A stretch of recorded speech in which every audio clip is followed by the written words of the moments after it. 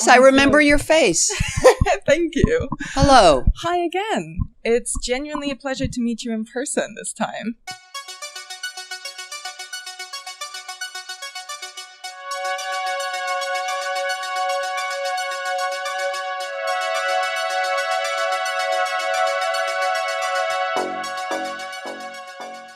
Welcome to the Final Girls podcast, where I will simply never get over that moment. I'm Anna Bogutska. I'm the co-founder of the Final Girls and your podcast host. And I've had the absolute privilege of being able to interview Jamie Lee Curtis not once, but twice, and this time in person.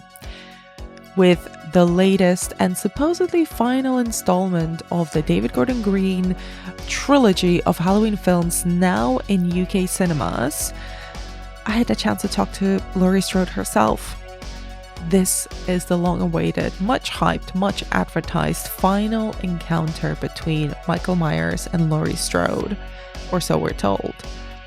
If you're curious about my thoughts about the film, you can find a deep dive, spoiler-free conversation on Halloween Ends over on the Final Girls Patreon, and there will be episodes dropping with revisitations of both Halloween Kills and Halloween 2018 also on that Patreon as the trilogy has come to an end. This interview, for anyone who hasn't seen Halloween Ends yet, is not spoilerific, and I spoke to Jamie about playing the role of Laurie Strode for one final time, about the emotional crux at the heart of each one of these films, about why we love getting scared, and she revealed some interesting backstory that was written into the film and just hinted at ever so lightly throughout the three films.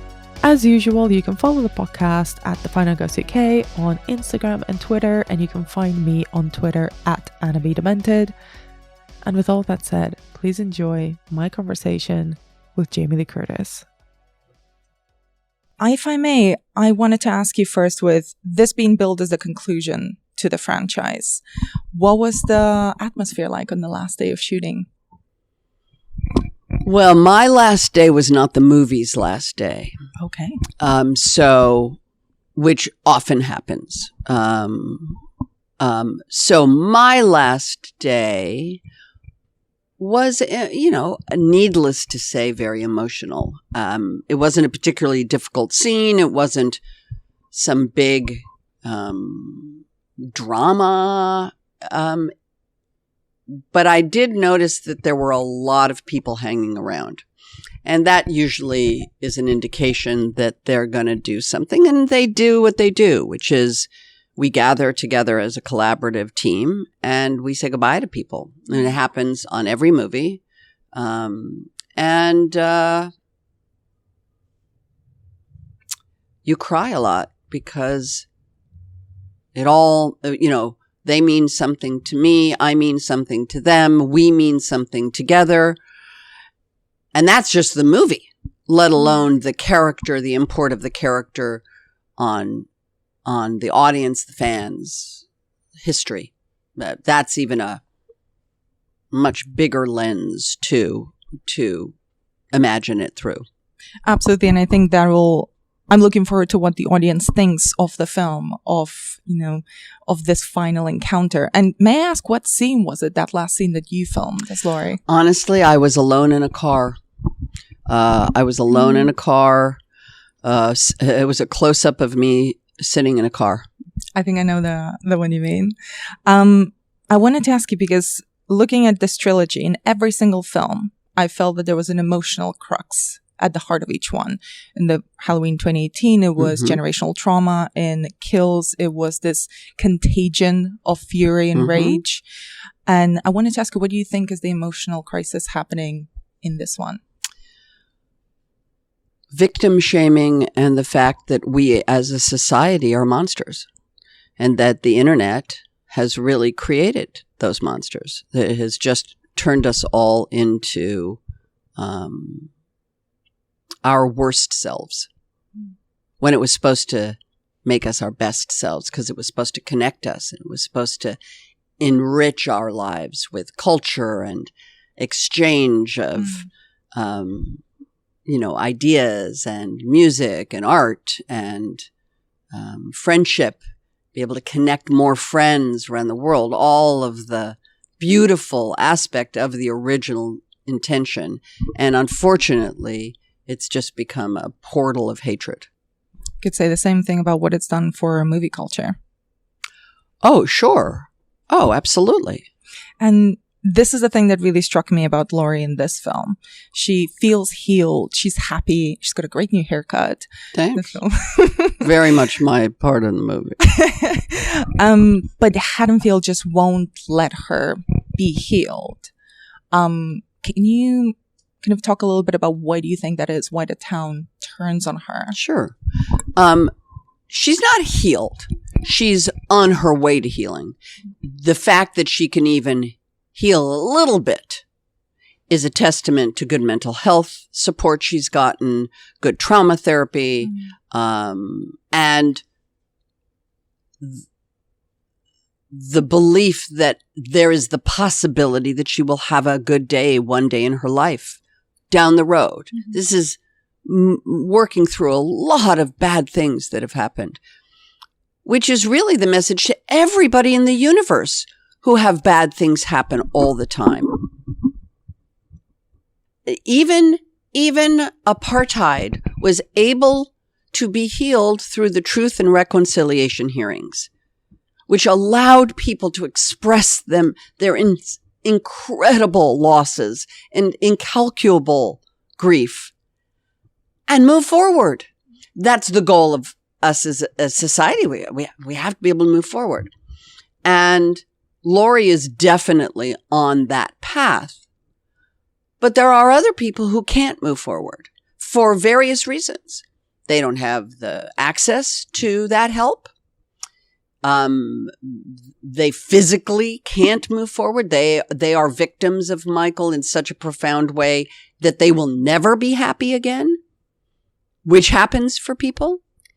And there is an undeniable idea that Laurie is responsible for all of this. That even though she was an unwitting victim of it, he came for her, and while trying to get to her, he killed lots and lots of people around her, including her daughter. Mm. And there are people that cannot let that go. And that's who we find in this movie. And I wanted to ask you, perhaps this is a bit personal, but I think one of the things that has always brought me a lot of joy from Laurie, from the Halloween movies, from horror movies in general, is that healing power. Mm-hmm. I find that a lot of horror fans, myself included, find them to be a really cathartic experience. Yes. As Michael Moses at Universal, who's the head of marketing, and really understands these things and is able to translate these themes into sentences. His description is that horror films let us confront what we can't control. That's incredibly well put. Yes, I agree with you. That's why forgive me for interrupting you. You never have to apologize to me, Jamie. What do you think about kind of this sort of move, I think a cultural shift to understanding that healing power of horror movies in a way? Because one of the things I've certainly encountered and continue encountering sometimes is from people saying, what's wrong with you that you like watching this stuff? What's wrong with you that you see yourself in these extraordinary, sometimes terrifying or very gory situations? Well, why is that personal? I think it's personal because that question implies that there's something wrong with fans or with audiences. And I wonder if you think that there's been a shift. I've never thought about it.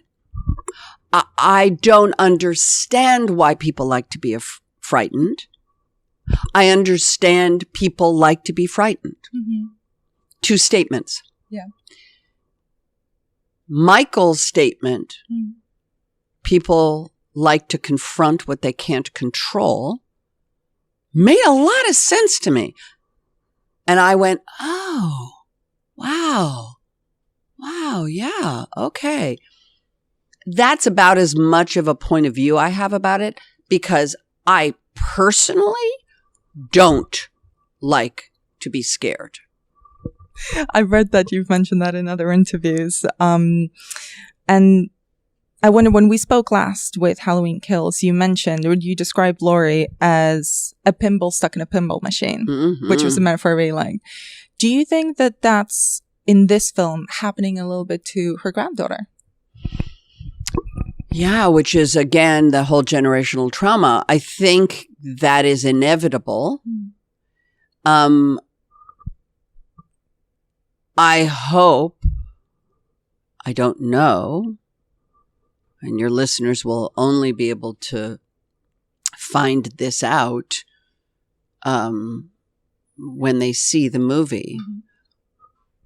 I would very much like to see them come out of the pinball machine and actually be able to now be a nice little round object for somebody else somewhere else, or just on a shelf, a little round silver ball, and not be stuck in that cacophony and battering and, as Steinbeck calls them, hammer blows of conditioning of life in a horror film. And one thing that really surprised me, and kind of going back to something you mentioned a little bit earlier, of Laurie starting to see the possibility of another life of healing, was the possibility of romance, which is hinted a little bit in Kills as well. But there's so much romance at the heart of this movie. Yes, it's weirdly a little indie love story in the middle of it's the Trojan horse part of, it's in the middle of a horror film. There's actually a little weird indie love story going on. David, that's all very David Gordon Green. I will tell you the truth. Do we have, how much time? Do I have a minute? Okay. When we made Halloween 2018, I had never met Will Patton. And we did the scene where Sartain is sitting in the chair in the driveway, and we come up and we have that line that's in the trailer. I've been waiting for him to escape. And he says, "Why would you do that? So I can kill him," Laurie says. The day I met Will, I said to David Gordon Green, pulled him aside. I said, "You know what? I think he's Judy Greer's father. I think he's Karen's father, and that Laurie didn't know who the father was because Laurie was drunk and kind of banged into people in bars and got pregnant and had this child." And I said, I think it was Frank. And that's why David wrote the scene in Kills where we're in the hospital bed together, and I say to him, "Do you remember that night in the bar?" And he says, "Yeah." And then David doesn't let it go farther because he says, "Yeah, we kissed, but I wanted more, but I didn't." And then from Kills, 4 years later, she runs into him at the supermarket. And when we shot that scene, which was the first thing we shot in the entire movie, was that scene.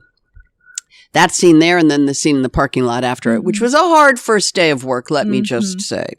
But in the supermarket, we did the scene, and it was written, but we didn't know what was going to happen. And I remember at lunch, I went into my trailer to sit there for a minute, and my face hurt, and I couldn't figure out what was going on. I wondered if I had gotten a bite of something. And then I looked in the mirror, I realized it was because Laurie had smiled. And that I had smiled a few times because we'd done the scene many times. And all of a sudden, the muscles of smiling, that Laurie Strode hasn't smiled in 44 years. I made a note of that when I watched the film. I've never seen Laurie Strode smile. And my muscles hurt because I've been Laurie for so long. I hadn't smiled like her, like that. And so it's funny. Yes, there's the possibility of hope and love in this film, which better be the fucking end of a horror film franchise of 44 years. At the end of the whole thing, if we can't have a little bit of hope and love. I don't know if you saw Everything Everywhere All at Once. I did. Okay. That's a multiverse movie with butt plugs and dildo fights and hot dog hands that at its center is a movie about love, family, And connection, kindness. And so I'm happy that there's the color of hope in Halloween Ends. May I ask you one final question? Yes, you may. If this is truly the last time that you get to play Laurie, Yes. are you happy with where this film leads? I'm beyond ecstatic. I'm beyond happy. I can't believe that we got to make these 3 films. I think David Gordon Green has made masterpieces. I think they are collectively and individually masterpieces, and that I get to be sort of at the center of them is thrilling to me. Jamie, thank you Thank so you much so again much. for your time. Always. Really You're lovely. Always the best interview.